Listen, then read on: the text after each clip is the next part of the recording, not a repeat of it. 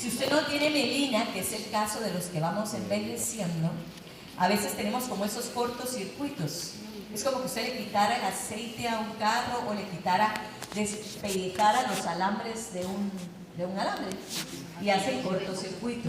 Por eso la gente empieza a tener esta problemática, que les duele la cara, que les duele ciertos nervios. Y hay que inyectarles pues aquellas sustancias para mejorar la mielina. Sin embargo, nosotras en la materia gris es donde más conexiones se hacen con entre todas las células ganglio, entre todas las células que tenemos, y por eso es que las mujeres somos más conectadas todo el tiempo y los hombres más desconectados. El único momento en que somos diferentes, que el hombre conecta más que la mujer, es cuando estamos estresados. Cuando estamos estresados, la mujer desconecta y el hombre conecta. Por eso, ante una emergencia, funciona mejor el hombre que la mujer. Nosotros normalmente estresados decimos, ¡ay, ya no! Me doy por vencida. El hombre se conecta más. Entonces, nos necesitamos. ¿Dónde está el único sentido que se va inmediatamente al cerebro? El único. Los demás tienen un filtro en el cerebro, pero el único sentido que es directo y por eso funciona muy bien y rápidamente nos ayuda a relajar. ¿Cuál será? ¿La vista? No, y la vista la tiene más grande el hombre que la mujer. Es el lóbulo occipital donde está la vista. Por eso cuando usted se cae, se queda ciego. Y voy a explicar qué pasó ahí. Es el único sentido que no tiene filtro, es el olfato. Por eso usted, y tiene memoria. Por eso usted recuerda, no sé si van a algún lado y huelen algo y usted, ay, eso huele como a la casa de mi mamá. Ay, eso huele como el carro del novio que tuve hace 20 años. Ay, esto huele, qué feo, como aquella vieja que como gritaba, ¿verdad? Sí, sí. Tiene memoria del olfato. Por eso la aromaterapia funciona inmediatamente. Usted está estresado, se echa una cremita como lo relaja. Inmediato. ¿Sí? Es de los que funciona, y si ustedes estudian algo de la aromaterapia van a ver que hay olores que conectan, que concentran, que son buenos cuando usted está dando matemática, ¿verdad? Para que el estudiante se concentre, etcétera, etcétera. Pero ahí está el sexto sentido de la mujer. Nosotros nos casamos con la histonocompatibilidad. Y esto les quiero decir este ejemplo, ¿por qué? Porque ¿saben qué? Si nosotros andamos con problemas en la casa, no funcionamos bien, porque es nuestra parte emocional. Y entonces nosotras las mujeres escogemos por olfato. Y también las mujeres, a llamarle la histonocompatibilidad, les quiero decir que no es por casualidad que las mujeres siempre nos casamos con el que no deberíamos habernos casado. Nos casamos con la histonocompatibilidad. ¿Qué quiere decir eso? Que nosotros nos casamos con el contrario. ¿Por qué? Porque nacimos para ser complemento, no competencia ni la extensión uno del otro. Mi esposo va a tener todo aquello que yo necesito fortalecer. Es mi complemento. Y además de eso, como me fortalece mis debilidades, lo odio, porque yo odio en el fondo mis debilidades. Lo poco que nos queda de vida, peleándonos. Porque yo quiero que sea como yo, él, y él quiere que sea como él, yo. Y no se puede, porque somos complemento. Venimos a complementarnos y lo escogemos por olfato. Por eso aquí estaba aquel guapo con plata, acantineándonos y todo, y no lo escogimos. Escogimos ese que no nos convenía, ¿verdad? O sea, los hombres tienen más grande el lóbulo occipital. Eso es el sentido de la vista. Porque antropológicamente el hombre era cazador. Y él tenía que tener esta vista para la presa y ya. Esta es. Necesito una camisa de rayas, va, esta es la compra. Nosotros miramos todas las tiendas y de vuelta regresamos a la primera. Y vamos a ver por qué. Muchas cosas. Primero, nuestro cerebro, el cerebro del hombre es lineal. Sus conexiones son de atrás, adelante, un hemisferio y luego el otro. Nosotros tenemos el cuerpo calloso más ancho y eso nos da la capacidad de que nuestras conexiones son de hemisferio a hemisferio. ¿Y esto qué significa? El hombre puede hacer una actividad de un hemisferio y espérese para pasarse al otro, termina esta actividad y se pasa al otro. Usted no, usted puede estar hablando por teléfono y manejando, que son el área de Werther y Broca, que son de lenguaje, están en el izquierdo y manejar está en el derecho, en la espacialidad. Usted puede hacer esas dos, puede cuidar a su hijo y puede hacer los frijoles. El hombre no, espérate, me concentro en esto y después me voy a otro. Antropológicamente, la mujer trabajaba en la casa, era recolectora. Por lo tanto, nosotras regresamos de trabajar a seguir a la casa. La casa es la extensión del trabajo. Y uno, los hombres le dicen, pero parale. No, nosotros, esa es nuestra concepción. Y la concepción de él es, llega a su casa, necesita paz. Ojo lo que les voy a decir, tranquilidad, descanso, el sofá. Y literalmente está prendido en la televisión y usted acarrea ropa y pasa enfrente de él para que se le ocurra ayudarle. ¿Me puedes ayudar? Así le dice, levanta la canasta, la lleva y sigue descansando. Muchas mujeres se quejan que el esposo se fue con otra más fea que ellas. Más feas. Y usted dice, ¿por qué pasó eso? Les voy a contar. Porque él necesita paz. ¿Quiere recuperar a su esposo? Paz. También les quiero contar y preguntar, ¿cuál es el alimento del cerebro? ¿Cuál es? Y eso les va a cambiar, el día que les dé la conferencia de neurociencias en educación, les va a cambiar el concepto y el chip, los paradigmas de cómo funcionamos para aprender, cómo aprende el cerebro. Eso es bien interesante. Pero una de las cosas es el alimento al cerebro.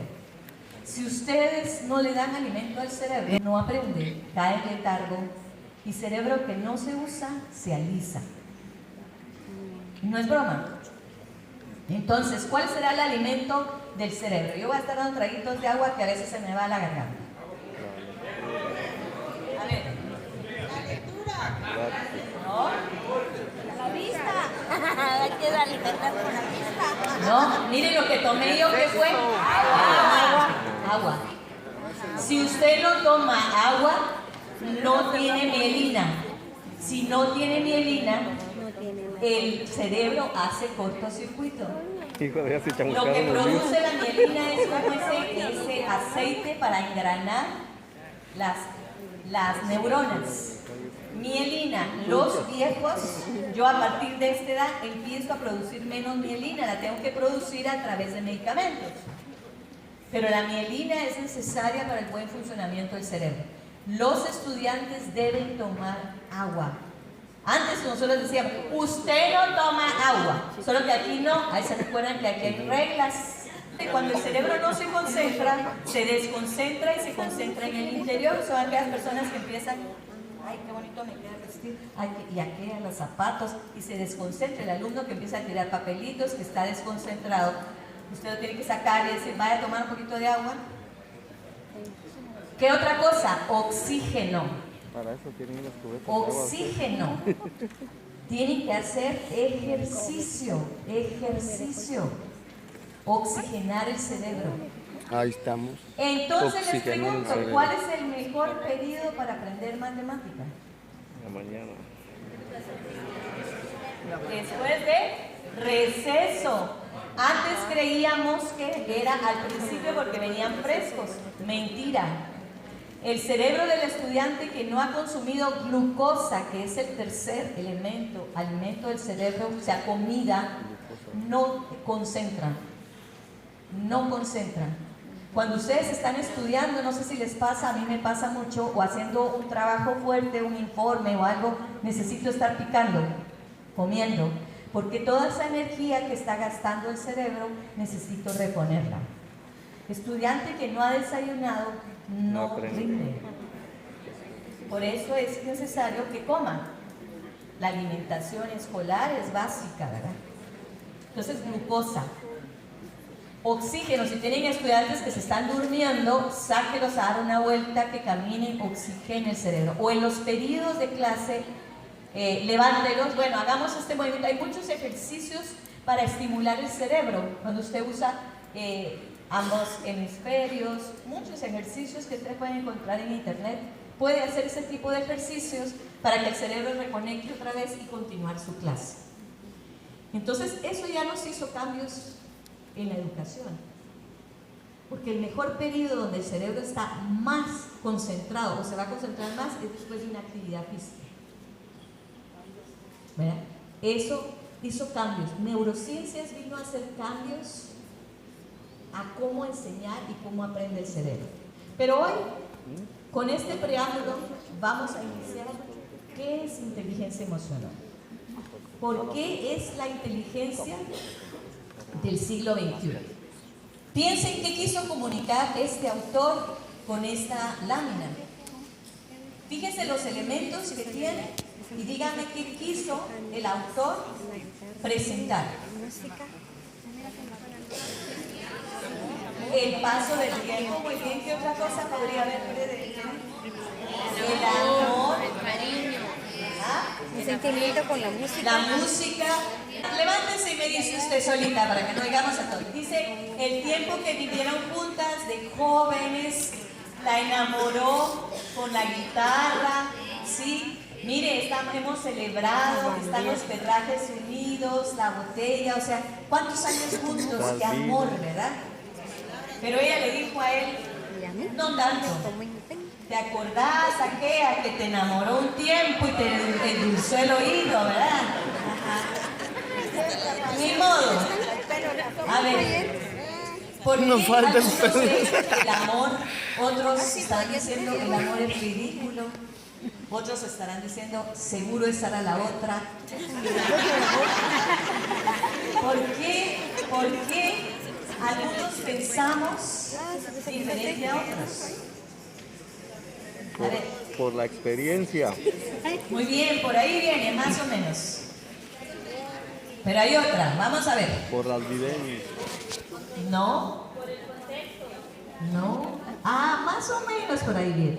A ver, todos los que están aquí ustedes no tienen una verdad absoluta. O sea, una persona que dijo esta es la otra, tiene razón. Una persona que dijo es el amor a lo largo del tiempo, tiene razón. ¿Por qué? Porque no hay verdad absoluta, queridos docentes.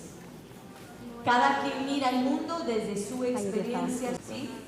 Si yo tuve una mala experiencia y me divorcié, yo no voy a ver el amor ahí, ¿sí? Porque es mi experiencia. Todos ustedes aquí hoy vinieron con una mochila llamada paradigmas. Y los paradigmas o modelos o mapas mentales limitan a las personas en su percepción. Y voy a decirles por qué. Y desde esa mala percepción juzgamos. Y desde esa mala percepción sufrimos. Sufrimos. Por eso dice la teoría que el 90% de las personas somos analfabetos emocionales. ¿Y por qué? Voy a explicar. A ver, yo crecí en una época, ya les dije mi edad, en una época muy estricta. En esa época yo estudié en un colegio de monjas y además viví con un papá bastante estricto. Y entonces mi papá decía que las mujeres que usaban arriba de la rodilla eran indecentes. Nunca, jamás me dejó pintarme las uñas. ¿Por qué? Porque las mujeres de esa época que se pintaban las uñas, se pintaban los labios de rojo, no eran mujeres de muy buena reputación. Y yo crecí con ese paradigma. ¿Qué pasa cuando yo me compro un vestido que está arriba de la rodilla? ¿Qué creen? ¿Cómo me siento? Indecente. Y empiezo a decir, hijas, yo tengo 2 hijas, esto no está muy corto, Y ellas que están acostumbradas a usar aquí, ¿qué me van a decir? Ay, no, mamá, no sea ridícula. Está muy largo. Está muy largo. Me siento indecente. Pero si ahí se quedara, no importa, yo sufro, nada más. Pero no, yo juzgo. Entonces, ¿cómo se llama, profesora? ¿Usted? ¿Cómo se llama? María Francisca, como viene con el corte arriba de la rodilla, yo empiezo a decirle, ¿ya viste a María Francisca? ¡Qué indecente! Viene con un corte corto, ¿sí? Y si soy directora de Tejul, le digo, cualquiera que use corto, le voy a levantar un oficio, porque es indecente, ¿ya? Miren cómo lo hacemos. Y cuando nos peleamos con los hijos por los paradigmas, esa falda está muy corta, eso es indecente. Ay, mamá, no seas ridícula. Eso no es indecente. Puede haber una casi monja y es ser indecente. Eso no tiene nada que ver. Claro que sí. Y ahí estamos los peleas. ¿Por qué? Porque estamos compitiendo con diferentes paradigmas. Cuando usted se casa con los paradigmas familiares del otro. ¿Sí? Y no nos entendemos por eso. Usted sálgase de la película y vea cómo se comportan sus suegras, sus suegros, sus cuñados, y va a darse cuenta que es el comportamiento de su esposo o esposa. Porque nos casamos con esos modelos o mapas mentales y no logramos entender que así funcionamos. Entonces yo estoy tratando de convencer a María Francisca que ese se debe poner más largo, pero María Francisca creció con un paradigma de ponte guapa, bonita, usa corto, y yo no. Y estoy queriendo que ella haga lo que yo quiero y ella no lo va a hacer. Voy a darles otro ejemplo. Paradigmas culturales ustedes, porque esos son familiares, pero hay culturales, puros chapines o puros de otros países. Yo trabajé 20 años en editoriales y estuve en McGraw-Hill y en Santillana. Y entonces me tocó ser consultor de todo Centroamérica y Caribe para entrenar maestros. Y entonces, ¿qué pasa cuando uno va a esos países? Fíjense, cuando yo estaba en Panamá, iba a la oficina, caminé 4 cuadras y 20 carros me quitaron. Y yo llegué a la oficina feliz, pero así iluminada. Ya se imaginan, a uno a los 50 ya agradece esos piropos. Llegué a la oficina feliz de la vida y le dije a los compañeros, vengo iluminada. ¿Y por qué? 20 pitazos en lo que venía de aquí para allá. Ah, es que en Guatemala cuando alguien le pita es adiós mamacita linda. Pero resulta que en Panamá, ellos se rieron y me dicen, no hombre, Anelisa, aquí en Panamá, cuando a usted le pitan es, voy libre, quiere pasaje, quiero pasaje. Miren cómo en sí cambian los paradigmas. ¿Qué pasaría si yo ahorita les digo a ustedes que entró una mariposa negra aquí? ¿Qué sienten? Ahí está. Empiezan sentimientos de miedo, temor. Alguien se va a morir. Ay, se cuidan todos los que van aquí ustedes. Uno se condiciona. Y acuérdense que el pensamiento es tan fuerte que atrae. Y lo dijo Jesucristo. Cuidado con lo que digas, que se cumple. Y la ley de atracción dijo, todo lo que piensas atraes. Sí. El que dice, entra a un lugar, dice, le dan una rifa y agarra el número. Yo no me voy a ganar nada, sí, nunca se gana nada. Si lo atrae. Si ya lo declaró antes de tiempo, ¿verdad? Esa emoción que les da la mariposa negra, ese es un paradigma cultural que nos han enseñado, mariposa negra, muerte. Pero les cuento que en Texas, mariposa negra, fortuna. Usted se va a ganar la lotería.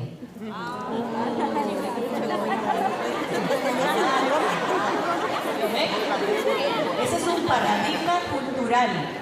Pero miren cómo funcionamos, cómo es de difícil cambiarlos. Que yo se los acabo de decir, imagínense que entra la mariposa negra y usted todavía duda, así como, no, la licenciada dijo fortuna. No, y si no, y si no, ¿verdad? Porque los paradigmas son lo más difícil de cambiar. Sobre todo cuando ya somos muy adultos. Porque crecimos con ese disco rayado y rayado. Y eso se llama programación neurolingüística. Nos programaron. En Panamá el hombre le paga el blower, o sea, el salón a la mujer y va con ella a dejarla al trabajo guapa y le encanta que los hombres la chuleen. Aquí no. Que la chuleen. Y mientras más la chulean, más orgulloso. Igual María Francisca que aquí, ¿verdad? Que los hombres de aquí.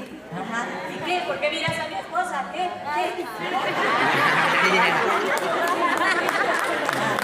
¿Por qué miras a mi esposa? Entonces, queridos docentes, todos los estudiantes, todos, llegan con la mochila de paradigmas. Todos ustedes tienen mochilas de paradigmas. Alguien va a estar diciendo, ay no, esa licenciada no me cayó bien porque habló ahí de los hombres. ¿Sí? Yo no puedo hacer nada, pues esos paradigmas, porque hay paradigmas aquí en Guatemala que le han dicho al hombre que el hombre si lava platos no es hombre.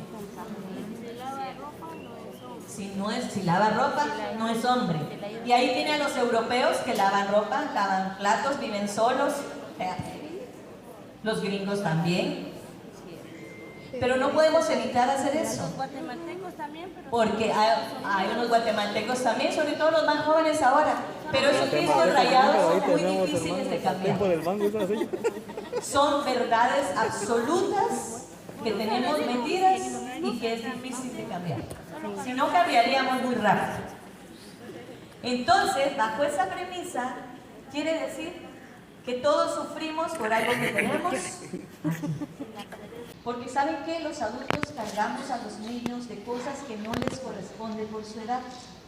Si yo tengo problemas económicos, son mis problemas. Mis hijos no tienen por qué saberlos. Porque ellos no tienen la madurez para poderlo enfrentar. Y usted solo los angustia. Y ellos no pueden hacer nada por usted. ¿Verdad? Entonces hay que trasladarles aquellas cosas que pueden ellos manejar. El doctor Colbert tiene un libro que se llama Emociones que matan. Y el doctor Colbert, que es un doctor en medicina, descubre o habla en su libro de que todas las enfermedades tienen un origen emocional. Las emociones son tan fuertes que nos pueden producir un infarto, nos pueden producir un derrame. Y el cáncer es una emoción encapsulada, convertida en sentimiento. ¿Qué quiere decir esto? Miren, las emociones son buenas para el momento. Nos ayudan a defendernos, nos ayudan a combatir eso que estamos sintiendo. Pero no deben convertirse en sentimientos, porque ahí es donde a largo tiempo ustedes tienen problemas. ¿Cómo es posible que en pleno siglo XXI tengamos familias que el papá y el hijo no se hablan hace 25 años? Por un problemita que pasó un día, y que eso queda en el pasado. Por ejemplo, las dos compañeras hoy se pelean por un sillón. Hoy era un sillón en el teatro de Lirtra. O sea, está bien, se pelearon, querían sus derechos, está bien. Pero no lo deben trasladar a 10 años ustedes. Porque ¿saben qué pasa cuando guardamos sentimientos que se van a ver en la escuela y cada vez que se miren, ¿qué va a pasar? El hígado se les deshace. Y todos los días se tienen que ver, todos los días el hígado se les va a deshacer. Y van a mantenerse tensas porque no le quiero hablar, porque no sé qué, porque no sé cuándo. Y ese odio, a largo plazo, esos son los grandes cánceres. Por eso el doctor Bach, ¿se acuerdan aquel que usaba la nariz roja, que decía, hay que darle felicidad a los niños, hay que hacer, porque ellos tienen que resolver esa problemática, que a veces es inconsciente. Ustedes, por eso es que Freud, que era gran psicólogo, decía, todo lo que usted tiene lo tiene a veces en el inconsciente, lo que hay que traer es a su consciente aquello que pasó para que usted lo resuelva. Antes le decían a uno, es que le vino de un susto, ¿sí? Sí, efectivamente la emoción es un susto. Usted le dijeron una mala noticia, usted se asusta y el azúcar se le baja. ¿Usted siente eso cuando siente que se le baja? ¿Saber qué? Ese es el azúcar. Y ahí viene, se genera una diabetes, dependiendo de la magnitud de su emoción. Pero si usted la resuelve rápido, no hay problema. No hay problema. Por ejemplo, alguien me decía ayer, a mí me vino cuando me robaron mi carro. Sí, porque no manejó la emoción. Claro, a uno le roban el carro, se asusta. Pero uno tiene que concentrarse y decir, no, pero no me mataron, tengo hijos, pero soy viva. Lo material, aunque duela, porque duele. Pero uno debe cerrar, con ponerse asustada, con gritar. ¿Usted va a solucionar que le vuelvan el carro? No. O sea, ¿cómo va a responder a usted ante este evento que le está dando esas emociones? Luego, fíjense que les quiero comentar que casi nadie sabe esto, que nosotros tenemos un reloj biológico. Nuestros órganos funcionan, algunos en la mañana y otros en la noche. Los orientales le llaman los órganos yin o los órganos yang. Los órganos yin que trabajan en la mañana, ese es el momento en que están en su esplendor haciendo su trabajo. Y en la tarde descansan. Y entonces les toca funcionar a los órganos yang. Entonces, por ejemplo, si tenemos, vamos a ver, los pulmones trabajan desde las 3 de la mañana a 5 de la mañana. Por eso le ponen ellos promedio a las 4, es un buen momento de los pulmones. ¿A qué horas yo debería caminar o hacer ejercicio? En la mañana. En la mañana, por lo menos a las 4 o máximo a las 5. ¿Sí? ¿Qué pasa si yo lo hago en la tarde? Estoy forzando los pulmones. Pero miren lo que les voy a mostrar, y esto es un caso real. No les voy a contar quién, no les voy a contar, es un caso real. ¿A qué horas funciona el hígado? Mírenlo ahí. Su mejor esplendor, 2 de la mañana, pero él está trabajando desde las 12 a las 2, 3 de la mañana, para que empiecen los pulmones. Y así va el reloj. Una persona que no duerme de 12 a 3 de la mañana, va a causar problemas al hígado. Yo tengo una persona que está teniendo serios problemas de hígado por esa problemática. Nunca en su vida ha bebido. Nunca. ¿Sí? Fíjense cómo afecta el sueño. Pero también a un bebedor. Una persona que bebe a las 6 de la tarde todos los días, no le va a pasar nada como a una persona que bebe, aunque sea solo los viernes, a la hora en que el hígado está en su máximo y necesita descanso. A esa hora que está excretando y jalando, pues lo que va a jalar es su bebida. Necesitamos conocernos, conocer nuestro cuerpo, cuándo funcionamos, a qué horas funcionamos, para poder protegerlo. Pero también les quiero comentar que las emociones también caen en los órganos. Los órganos se benefician con emociones positivas y hay emociones negativas que también dañan los órganos. Los miedos, por ejemplo, caen en el riñón, la vejiga y en el sistema endocrino. Y no es miedo a que le parezca un espanto. El espanto está ahí atrás. Puede ser un miedo a perder un trabajo. Puede ser un miedo que una madre soltera tiene a largo plazo porque no sabe si va a poder sostener a sus hijos. Puede ser un miedo de una mamá que el adolescente se le sale todos los viernes. Esos miedos que tenemos que en realidad nos angustian, caen acá. Miren la tristeza. La gente dice, yo tengo casos que me han contado y dice, es que se le murió su hijo, se le murió su papá y de tristeza le dio cáncer en el colon. Así es. Donde cae cada emoción. Pero lo bueno y lo positivo es que hay emociones positivas que ayudan a estos órganos. Y hay comidas que ayudan a estos órganos. Porque todos los órganos tienen una boca de entrada, todas las enfermedades tienen una boca de entrada y una boca de salida. Por ejemplo, el hígado, su boca de salida son los ojos.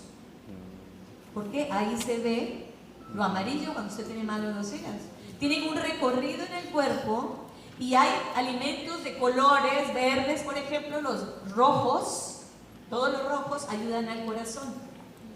Entonces, si nos vamos a toda esta medicina, lo que yo les quiero decir esta mañana es que el control de emociones es básico para que usted no se enferme a largo plazo. Y usted saludable va a estar mejor. Y ese es el significado de esta conferencia. Cómo ustedes pueden dominar sus emociones y cómo enseñar a los estudiantes a tener control de emociones. Número 1, nosotros somos una composición de 3 cosas. A ver, ¿cuáles son? Muy bien, los que creemos en algo superior, porque hay gente que no cree, ¿verdad? La mente es poderosísima, poderosísima. El efecto Pigmalión en psicología es poderosísimo. Y es ese efecto de lo que usted cree que va a pasar en la gente, sucede. Este es un ladrón, este es un ladrón, ese es un ladrón, ¿verdad? Sucede. Mi hijo no puede, no va a ganar, no gana. Pero si usted declara y dice, tú vas a ganar, él gana. La mente es poderosa, atrae lo que usted piensa. Piensa en cosas negativas, solo cosas negativas le van a suceder. Piense cosas positivas, positivo le va a suceder. Hagan la prueba. Yo la hice muchas veces con mis hijas y hasta cuando una vez que necesitaba ganarme un iPad que no tenía para comprárselos, llegué a ese lugar y yo dije desde que llegué, me lo voy a ganar, me lo voy a ganar, me lo voy a ganar y me lo gané. O sea, uno tiene que pensar positivo. Aquel que está pensando, no me alcanza el dinero, no le va a alcanzar el dinero. Aquel que sale de la casa y dice, me van a asaltar, lo van a asaltar. Así funciona. Es que no es casualidad que aquel que le pasa a todos. Hay una persona que le pasa a todos. Está bien, ¿verdad? Fíjense que aquí tengo, nosotros nacemos equipados con una resistencia genética. Esta es la fórmula de la enfermedad. Miren, cuando es mayor que 1, salud. Menor que 1, enfermedad. ¿Lo ven? Esa es la fórmula de la enfermedad. Siendo N, cualquier factor que le suceda, y RG es resistencia genética y resistencia adquirida. Voy a enseñarles cómo es lo importante esto. Yo tengo una tía que se murió de 106 años, otra de 102 años y tengo una que actualmente está viva, acaba de cumplir 100 años. Está como que sin nada. Quiere decir que yo traigo una resistencia genética para vivir 100 años, ¿sí o no? Sí. Muy bien. Pero no traigo resistencia genética para el sol. A mí me salen manchas, mi piel es malísima para el sol. Esa es mi resistencia genética. Nazco con una personalidad. Soy flemática, eso ya no puedo hacer nada. Puedo modificarlo, pero no puedo hacer nada. Ya nací con lo que traigo, equipadita. Pero aparte de eso es la resistencia adquirida que yo traigo, que me la da el medio ambiente o las circunstancias que vivo. Por ejemplo, en mi familia ninguna persona ha padecido de una ortoartrosis cervical. Ninguno. Yo la estoy padeciendo. Pero esa es una resistencia adquirida. ¿Por qué? Porque yo fui madre soltera. Mis hijas, yo me divorcié a los 34 años y me volví a casar a los 50. Soy de aquellas babosas reincidentes, ¿verdad? ¿Sí? Reincidentes. El medio ambiente, ese miedo constante que yo tuve por años de tener trabajo para sostener a mis hijas, me creó un estrés grande y me deshice las cervicales. Eso no lo tiene mi familia, eso lo adquirí por la circunstancia que me tocó vivir. Así andan muchas personas. No traía una predisposición genética, pero la adquirieron. Por ejemplo, los cánceres. Por eso los doctores le preguntan, ¿su familia hay alguien que tuvo cáncer? Porque ya trae eso una resistencia genética dispuesta o predisposición para eso. Pero hay gente que nadie en su familia y sin embargo tiene cáncer, pero es por algo se lo desató. El problema, queridos docentes, es que hay gente que es más circunstancias que resistencia, porque que psicosoma. Porque hay gente que se hace solita el caos, se endeuda, se pelea con la compañera, se pelea con el esposo, se peleó con la del teatro, se pelea, o sea, anda por el mundo con estas problemáticas que se inventan ellas solitas, ¿sí? Eso no es bueno. El orden es básico para vivir bien. No tiene dinero, no compre, no se endeude más, solucione sus problemas. El esposo sale, le voy a enseñar cómo van a traer al esposo, pues no se pelee ya más, porque más problemas, y cuando siente su vida es un caos. Y vida en caos genera enfermedades. El equilibrio es bueno. ¿De dónde viene inteligencia emocional? Pues este señor en el año 82 habló de 7 inteligencias. Pero no habló de 7 inteligencias, dijo 7 percepciones por las que las personas se comunican o perciben el mundo. Ahora en neurociencia dice que son 9, no 7. Y entonces la gente no le puso atención. ¿Por qué? Porque la gente en ese tiempo creía que si usted nacía inteligente, iba a ser exitoso. Y hacían muchas pruebas de cociente intelectual. Eso no es signo de que va a ser exitoso. Y los papás presumían, ay, mi hijo tiene un IQ de tanto, IQ de tanto. Y aquel pobre que sacaba 80, ¿verdad? En el IQ, ay, pobrecita, ese que se dedique a saber a qué otra cosa, ¿verdad? Que no le va a dar la cabeza para estudiar. Pues neurociencia ahora dice que el cerebro tiene neuroplasticidad. Es como una plasticina. Usted lo moldea si le da experiencias. Y mientras más experiencias, más surcos. Cuando estudiaron el cerebro de Einstein, lo que vieron fueron un cerebro con muchos surcos. Porque los surcos del cerebro son como cuando usted camina en un monte y pasa todos los días, se va abriendo surco, ¿verdad? Igual, si usted usa todos los días su cerebro para leer, la parte de Wernicke o la parte de Broca van a estar con muchos surcos. Entonces, áreas que no usa del cerebro se alisan, no tienen surcos. Una persona que tiene un evento vasco cerebral, ¿verdad? Se le alisa esa parte. Por eso pueden saber dónde tiene el evento, dónde pasó, qué problema pasó. Entonces, nosotros hacemos tan inteligente como querramos nuestro cerebro. Y el cerebro tiene la capacidad que si me dio un derrame, yo puedo recuperar esas funciones en otro lado del cerebro, siempre y cuando las estimule en esa parte del cerebro.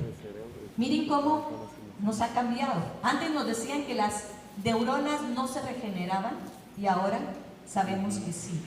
Todos los días cuando usted amanece, el 90% de sus neuronas y células son regeneradas. Y las células tienen memoria.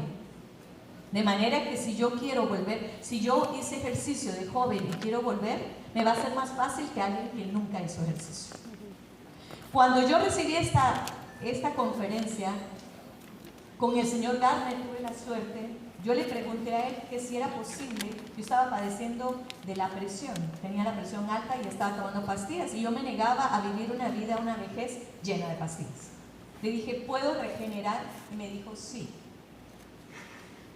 Y actualmente ya no tomo pastillas. Entonces es como, ¿qué queremos? Ahora, ¿cuáles conforman inteligencia emocional? Es la interpersonal y la intrapersonal. ¿Cuáles son de estas? Bueno, la interpersonal es la relación que usted tiene con los demás, pero no tiene que ver que usted es popular, amiguero, no. Para usted tener una buena inteligencia interpersonal necesita varios factores. Número 1, manejar emociones. Ya les expliqué por qué. Porque nadie es como usted, ni nadie trae sus paradigmas como usted. Entonces se va a pelear con el mundo queriendo que el mundo funcione como usted. Y no funciona así. ¿Sí? Necesita ser asertivo y de ahí viene disciplina asertiva que funciona muy bien para educar a los hijos y para los estudiantes. Y eso sí me voy a detener porque ustedes son educadores. ¿Qué es disciplina asertiva? Fíjense que este principio viene del conductismo. Cuando ustedes estudiaron a Pavlov, a ver si pusieron atención ahí, a Pavlov, el conductismo instrumental, el condicionamiento instrumental, el vicario, ¿verdad? Cuando ustedes hablan de esto, dicen, que nosotros reforzamos aquellas conductas que no queremos, en vez de reforzar las que sí queremos. Por ejemplo, un niño que hace berrinche y quiere el bombón y que el bombón. Yo he visto unos niños que pegan unos gritos que yo dije, ay Dios mío. Y usted le da el bombón con tal de que ya se caiga. ¿Qué está haciendo? Eso lo dijo Pablo, reforzando y le está enseñando que él a través del berrinche va a lograr lo que él quiere. Y vamos a tener adultos berrinchudos que quieren hacer su voluntad en los centros de trabajo. Y si no haces su voluntad, los demando, les voy a acusar. O sea, porque ese berrinche de chiquito se convierte en eso. Pero si usted en vez de eso ignora la conducta y le dice, hey, cuando tú te calmes, yo voy a darte el bombón. Pero cuando tú haces berrinche, yo no te voy a dar el bombón. Y no se lo da. Y ahí puede gritar 2 horas hasta que se aburra y va a regresar. Y cuando él lo pida, cuando me lo pidas, por favor, yo te lo voy a dar. Ahí estamos reforzando y eliminando una conducta. El típico maestro que entra a un aula, ¿qué hace? ¿En quién se fija? A ver, ¿cuál es su nombre, profesor? Amílcar. En Amílcar. A ver, Amílcar mal sentado. Voy a agarrarlo de ejemplo porque ¿Por qué estaba sentado? a ver, uno entra a la clase y dice, Amílcar, otra vez usted. ¿Cuándo va a aprender? Cuando sea viejo, ¿sabe qué va a pasar? Un fracasado va a ser. Porque usted no entiende y no sabe seguir instrucciones. Nadie le va a dar trabajo. ¿Sí? Peor si tiene la edad mía y le dimos clase a la mamá, ¿va? Igual que su mamá. Igual que su mamá. Miren todas las cosas que le dije. Ser asertivo es decir lo que necesito sin herir a la persona. Yo podría decirle a Amílcar, me encantaría que te sientes bien, gracias. Ahí no lo herí, ¿se fijan? Solo me fui a la conducta que necesito. Puedo hacer eso. Oye, me encantaría. A mis hijas les decía, oye, ¿te acuerdas que aquí la mamá en esta película, la mamá soy yo? Te encargo, ubícate. ¿Verdad? Pues no le decía, hija desnaturalizada, cuando me muera vas a ir a llorar a mi tumba y Dios te va a castigar. ¿Para qué? Ya muerta yo, ¿para qué? ¿Verdad? Y yo regresando de aquí. Remeo de Adán. ¿No? Es la acción que yo necesito, el momento que necesito y de la forma adecuada. Pero yo puedo entrar a un aula y poner una gran estrella, si soy de primaria, preprimaria, entraba y decía, gracias, ¿cómo se llama, maestra? Hulda, gracias Hulda, qué linda, está bien sentada con sus materiales, la felicito y pongo el nombre de Hulda. ¿Cuál es su nombre? Lidia, gracias Lidia. Y el Amílcar, ahí está mal sentado, pero hasta que Amílcar cae, yo también quiero estar en la estrella, ¿verdad? Fíjense cómo, sin dirigirme a él, porque él está llamando mi atención. Hay un principio que dice, pégame, pero no me ignores. Prefiere que le esté molestando, porque es la manera de que yo me fijo en él. Hasta que él se comporte bien, yo voy a ignorarte, ni me voy a fijar en ti, me voy a fijar en las que quiero dar como ejemplo.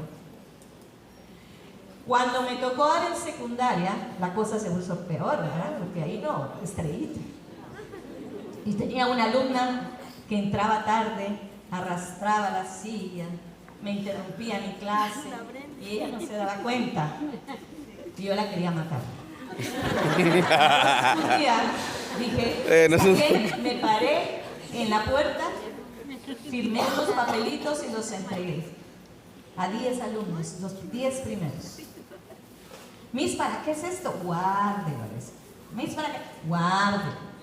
Al final del periodo, cuando ya estaba entregando notas, dije, voy a llamar a todos los que tienen papelito rosado. Por supuesto que mi niña dijo, a mí no me dio. Y yo le dije, no te di. Qué extraño. Sí, a mí no me dio. Ah, bueno, qué raro. Solo les di a los que venían temprano. Ah, dijo. Ahí se dio cuenta. Y entonces les di puntos extra. Adivinen quién al siguiente mes llegó temprano. Ella. ¿Lo ven? Son reforzadores, así funcionamos. No necesito desgastarme y pelearme. Peor con adolescentes. Ay, ese desgaste no lo quiero yo.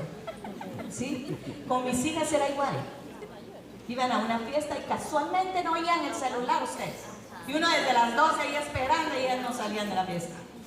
Y después de la batalla campal. Ah, no, yo les dije un día, mira, si ustedes no salen a las 12, me compré una mi pijama de tigre. Y tenía el pelo largo porque no tenía problemas cervicales y parecía la leona de dos mundos con el pelo así, a esa hora. Tu mamá así va a entrar a la fiesta. Y te va a decir, ¡yuhu! ¿Verdad? Como saben que lo cumplo, que a mí no me da vergüenza, a las 12 salían. O si no, les decía, si a las 12 no están mis reinas lindas, la próxima fiesta no va. Trato. Y la próxima fiesta no iban. Llorara porque era adolescente cuando usted le castiga. Y uno se compadece, ¿verdad? Puso una regla, las consecuencias de la persona. Nos sentimos culpables del otro, es el que está haciendo la consecuencia. No es así, ustedes. No funcionamos así, ¿verdad? Optimismo. Busque solución a sus problemas. Busque solución a los problemas. Con gritar tiene solución los problemas, grite. Con llorar tiene solución sus problemas, llore. Pero si fuera así, pues grita. Entonces, Ahí sí. busque solución. Chocó. ¿Qué va a hacer? Chocó. ¿Gritarle al otro soluciona el problema? ¿Pelearse con el policía soluciona el problema? No, ¿qué va a hacer? Su esposo tiene su amante, ¿qué va a hacer? ¿Qué va a hacer? ¿Lo quiere dejar? Déjelo. ¿Se quiere quedar? Conquístelo. Si se soluciona el problema arrastrando al amante, arrástrela. Ya es así, la gusta. Se va por ti papel.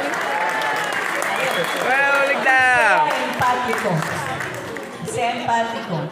Los niños a veces vienen sin comer. Los adolescentes, oigan, los adolescentes, si se le movió el pelo y ya están sufriendo y usted está tratando de decirle, hay 1000 hombres. No te fijes solo en ese, pero para ellos eso es importante. El que hoy tener su cara linda y unos se pasan arreglando y uno salí rápido, pero no, para ellos eso es importante. Es la edad. Es el yo concepto que se está formando. No se peleen. Y cuidado con los dichos, ¿verdad? Cuando uno se arreglaba de mujer le decían a uno, no te mires tanto al espejo porque te va a salir el diablo. Esos dichos que sí, los paradigmas esos. Arréglate. Es bonito estar uno bonito. Para uno, no solo para los demás. Para sentirse uno bien. ¿Sí? Sea congruente en su vida entre lo que exige y lo que da. Porque exigimos puntualidad a los alumnos, pero nosotros somos impuntuales. Exigimos que estén calladitos en la clase, pero nosotros no. Le regañamos porque se durmieron y ustedes se duermen. ¿Lo hacen bien la cola? Miren que ya estoy terminando. Entonces, la intrapersonal soy yo conmigo misma. Me voy a tardar 5 minutos. ¿Quiénes de ustedes andan con baja autoestima o quiénes andan como huevo, zanahoria o café? A ver, voy a decirles.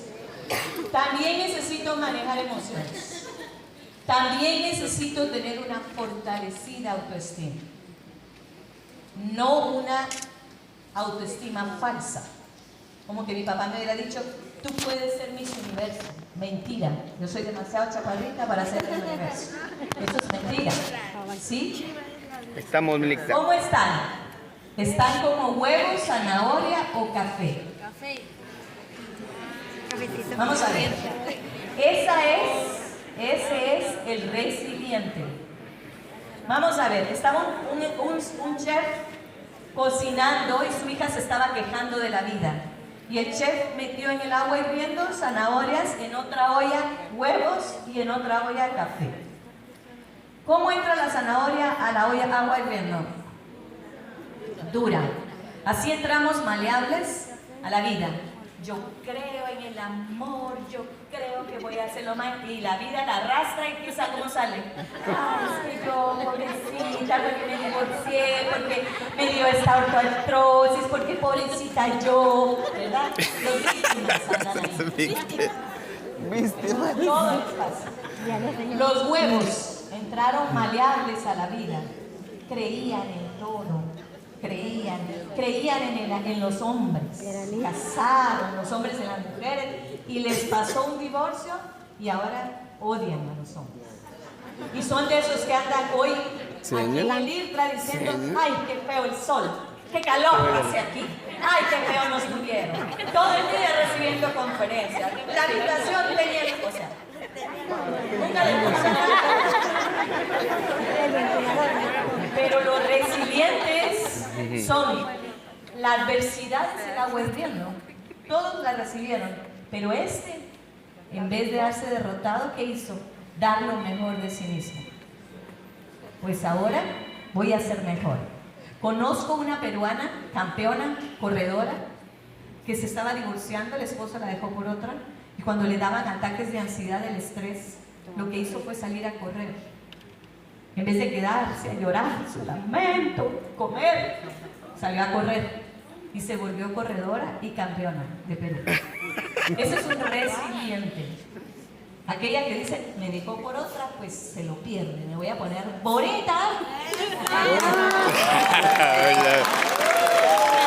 Se lo pierde. Da lo mejor de sí mismo, aún en circunstancias. El maestro que dijo, pues hay una pandemia, pues saco lo mejor de mí, pero mis alumnos van a salir. Ese es un resiliente, un buen resiliente.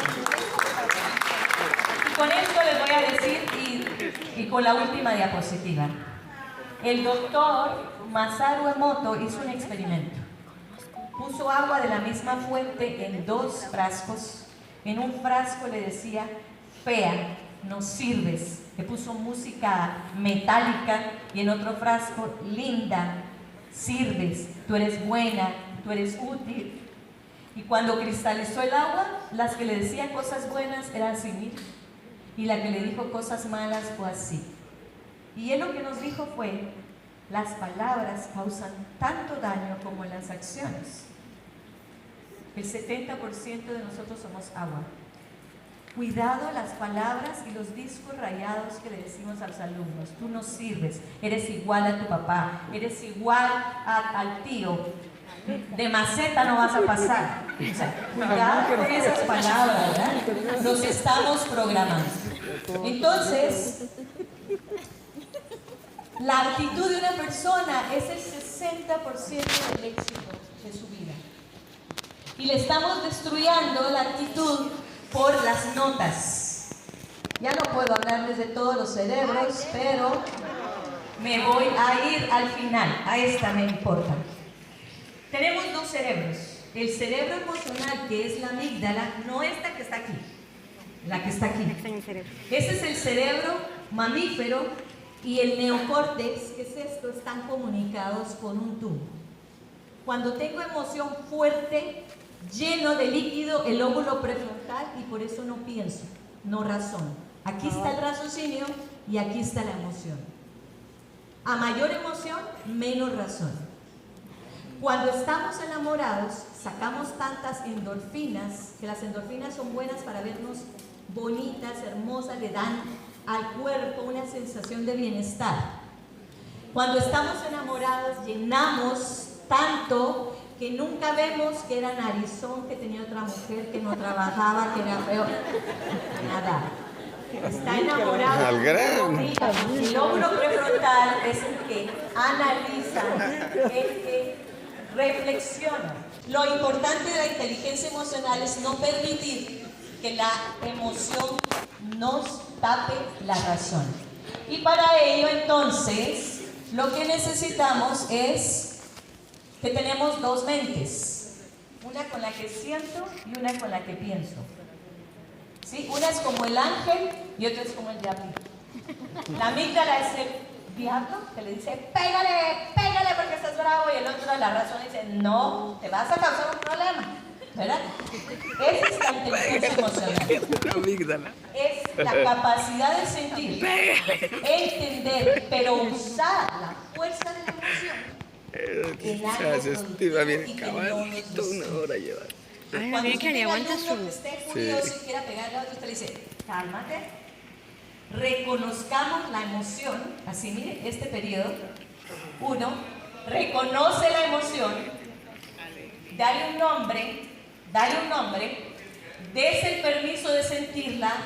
Vale la pena que me pelee con mi amiga por eso, vale la pena que yo esté sufriendo por 10 años por Amílcar que se sentó mal, vale la pena que me hizo caso. Ay, Amílcar. Responda apropiadamente. Arrastrando al amante, ¿le va a quitar el amante al esposo? No. Responda apropiadamente. Poniéndome más gordita y lamentándome y llorando, ¿voy a atraer más a mi esposo? No. Ya les dije cómo lo atrae. Muchas gracias, queridos maestros.